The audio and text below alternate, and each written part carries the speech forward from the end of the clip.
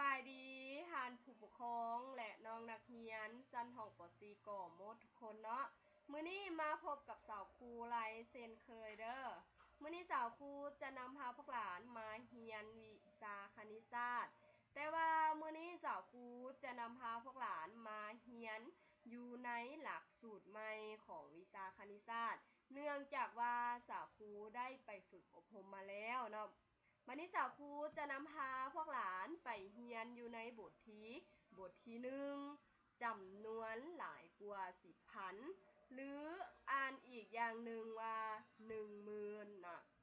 เฮามาเบิ่งข้อที่1จำนวนหลายกว่า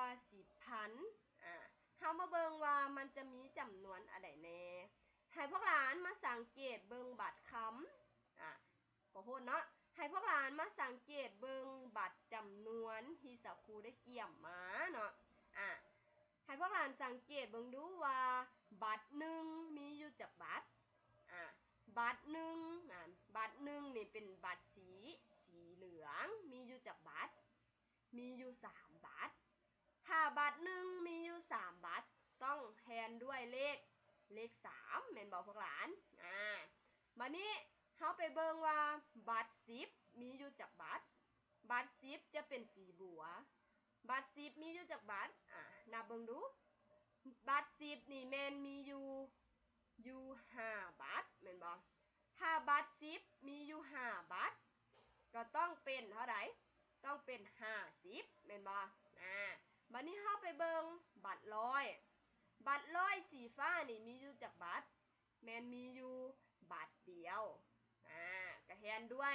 100คือเก่าแม่นบ่บัดนี้ต่อไปแม่นบัตรพัน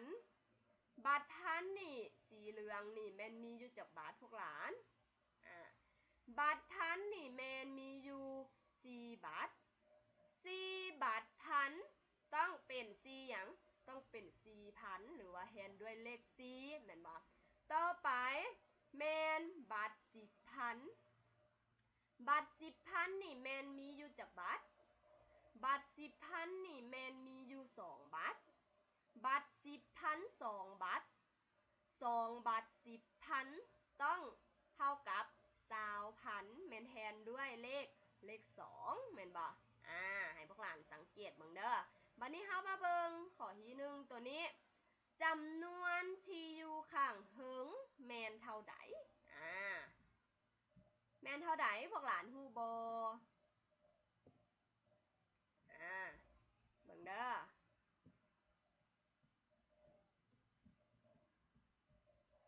จำนวนที่อยู่ข้างเทิงแม่นเฮาก็ตอบเลยเนาะเฮาไปเบิ่งว่าบัตร10,000นี่มีอยู่จักบัตรบัตร10,000นี่มีอยู่2บัตร2บัตร10,000ต้องเท่ากับ20,000แม่นบ่เฮาก็แทนด้วยเลข2แบบนี้บัดนี้ไปเบิ่งบัตรพันนี่มีอยู่4บัตร4บัตรพันต้องเป็น4,000ต้องแทนด้วยเลข4บัดนี้ไปเบิ่งบัตร100มีอยู่1บัตรก็ต้องแทนด้วยเลขหยังแทนด้วยเลข1แบบนี้บัดนี้ให้พวกหลานมาสังเกตเบิ่งบัตร10นี่มีอยู่จักบัตรนะเบิ่งดูแม่นมีอยู่5บัตร5บัตร10ต้องเท่ากับ5หยัง50ก็แทนด้วยเลข5เนาะพวกหลานเนาะต่อมาบัตร1ก็หมายถึงบัตรหัวหน่วยบัตรหัวหน่วยหรือว่าบัตร1นี่มีอยู่3บัตรถ้า3บัตรต้องแทนด้วยเลข3มีค่าเท่ากับ3แบบนี้อ่านรวมๆจำนวนที่เฮาได้ก็คือ24,153เนาะแม่นให้พวกหลานจื้อไว้เนาะบัดนี้เฮามาเบิ่งว่าเพิ่นถามว่าบัตร10,000บัตร1,000บัตร100บัตร10บัตร1แต่ละประเภทมีอยู่จักบัตรเฮามาเบิ่งเนาะเฮาก็ฮู้แล้วว่า บัตร10นี่แมนมีอยู่ขอโทษเนาะบัตร10,000นี่แมนมีอยู่2บัตรแม่นบ่และบัตร1,000นี่แมนมีอยู่4บัตรบัตร100นี่มีอยู่1บัตรบัตร10แมนมีอยู่5บัตรส่วนบัตร1นี่แมนมีอยู่3บัตรเนาะบัดนี้เฮามาเบิ่งตัวนี้เนาะ10,000มีอยู่2บัตรเขียนเป็น20,000แม่นบ่10,000 2บัตรเนาะก็เท่ากับ20,000อ่านว่า20,000แบบนี้บัดนี้20,000กับ4,000เป็น24,000แม่นบ่24,000กับ153เป็น24,153แบบนี้บัดนี้เฮามาเขียนเป็นโครงประกอบของ24,153เนาะเฮาก็เขียนสัญลักษณ์ออกมาเลยสัญลักษณ์ก็คือ24,153จากนั้นเฮาก็มาขีดมา2บัตรหลักหัวพันเห็นบ่2เลข2เห็นบ่2บัตร10,000เห็นบ่ก็เท่ากับ20,000เห็นบ่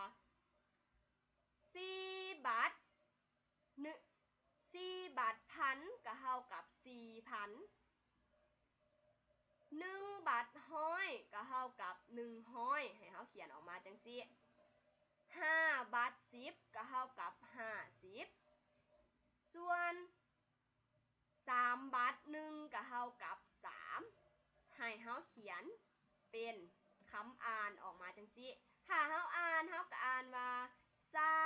24แม่นบ่24,153แม่นแบบนี้เลยเนาะ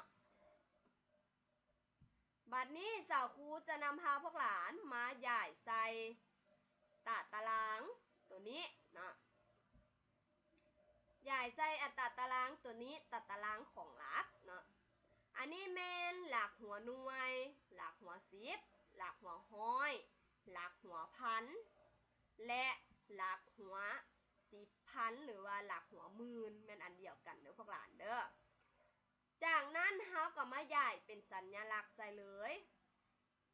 เลข3อยู่หลักหัวหน่วยเฮาก็เขียน3เลข5อยู่หลักหัว10มีค่าเท่ากับ50เฮาก็เขียน5เลข1อยู่หลักหัวร้อยมีค่าเท่ากับ1เฮาก็เขียน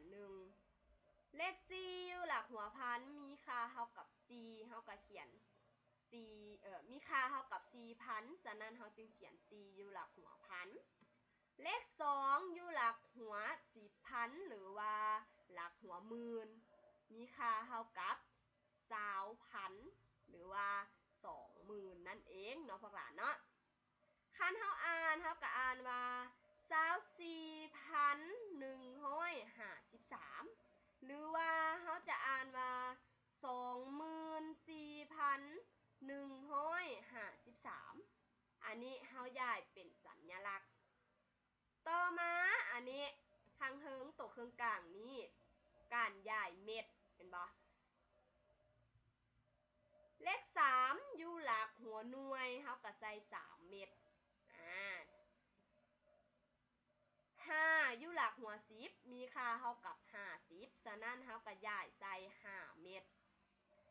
1เม็ดอยู่หลักหัวร้อยมีค่าเท่ากับ100 4เม็ดอยู่หลักหัวพันมีค่าเท่ากับ 4,000 2เม็ดอยู่หลักหัว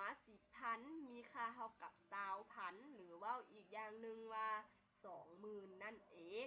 นะบัดนี้เฮามาย้ายเป็นตัวเลขเนาะพวกหลานเนาะบัตร1เห็นบ่บัตรเลข1มีอยู่3บัตรเห็นบ่บัตรเลข